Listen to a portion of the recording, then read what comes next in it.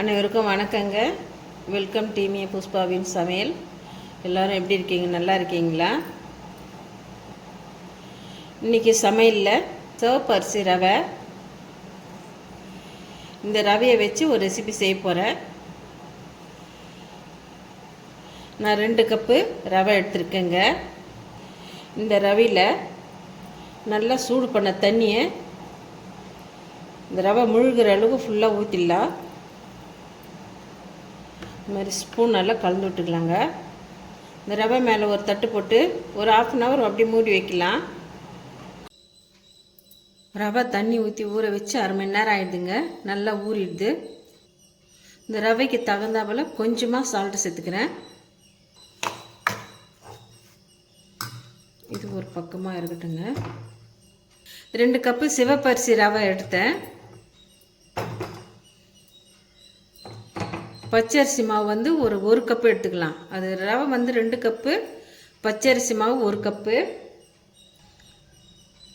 2 spoon கெட்டி தயிராக ஊற்றிக்கலாம். புளிப்பு தயிராக இருக்கணுங்க. இந்த அரிசி மாவில் கொஞ்சமாக தண்ணி சேர்த்து கரைச்சிக்கலாம்.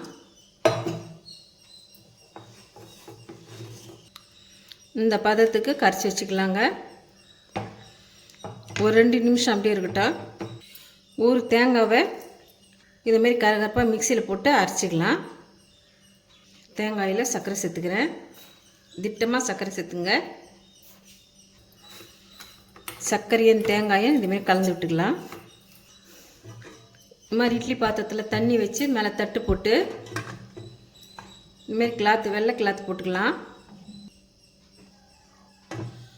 இப்போ பச்சரிசி மாவை 1 ஸ்பூன் எடுத்து இட்லி தட்டில் ஊற்றிக்கலாம். இந்த கரண்டியாலே இதுமாரி குழி பண்ணிடலாங்க. இந்த மாவு மேலே ஊற வச்ச ரவையை போட்டுக்கிறேன்.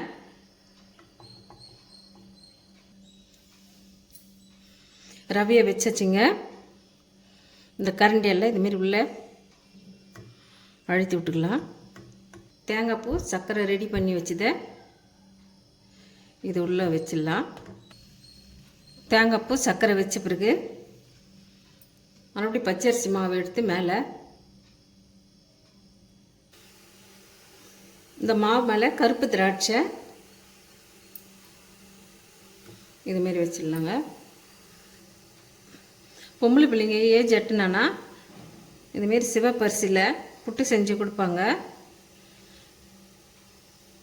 பொம்பளை பிள்ளைங்களுக்கு இடுப்பு வலுவாக இருக்கிறதுக்காக இதுமாதிரி செய்து கொடுப்பாங்க.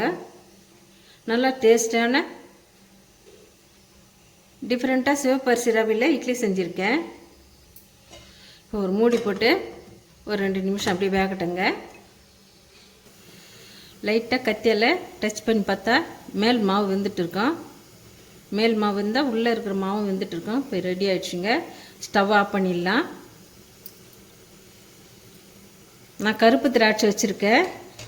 உங்களுக்கு விருப்பமான முந்திரி பருப்பை வறுத்துட்டு அது மேலே இட்லி மேலே வச்சுக்கலாம். ஸ்டவ் ஆஃப் பண்ணிவிட்டு இறக்கிட்டு ஒரு 2 நிமிஷம் அப்படியே ஆற விடலங்க. மார்கழி மாதம்னா பனிக்காலம்தான். இந்த பனிக்காலத்துக்கு ஏற்ற மாதிரி நம்ம குழந்தைங்கள பார்த்துக்கணும். தண்ணியை வந்து நல்லா சுட வச்சு அதில் 2 துளசி இலை போட்டு கொதிக்க வச்சு ஆற வச்சுருந்தேங்க.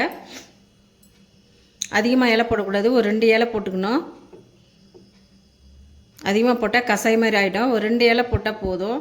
இந்த சளி, இரும்பல் இருந்தெல்லாம் சரியாகும். பெரியவங்கலேருந்து சின்ன குழந்தைங்களும் கொடுக்கலாம்.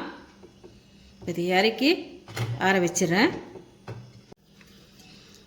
லைட்டாக தண்ணி தெளிச்சிட்டு சிவப்பரிசி ரவை இட்லி ரெடி ஆகிடுதுங்க.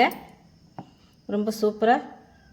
இந்த ரெசிபி உங்களுக்கு பிடிச்சிருந்தா நம்ம சேனலை சப்போர்ட் பண்ணி லைக் பண்ணுங்கள், ஷேர் பண்ணுங்கள், கமெண்ட் பண்ணுங்கள், சப்ஸ்கிரைப் பண்ணுங்கள். மறக்காமல் பக்கத்தில் இருக்க பெல் பட்டனையும் கிளிக் பண்ணிவிடுங்க. தேங்க்யூ.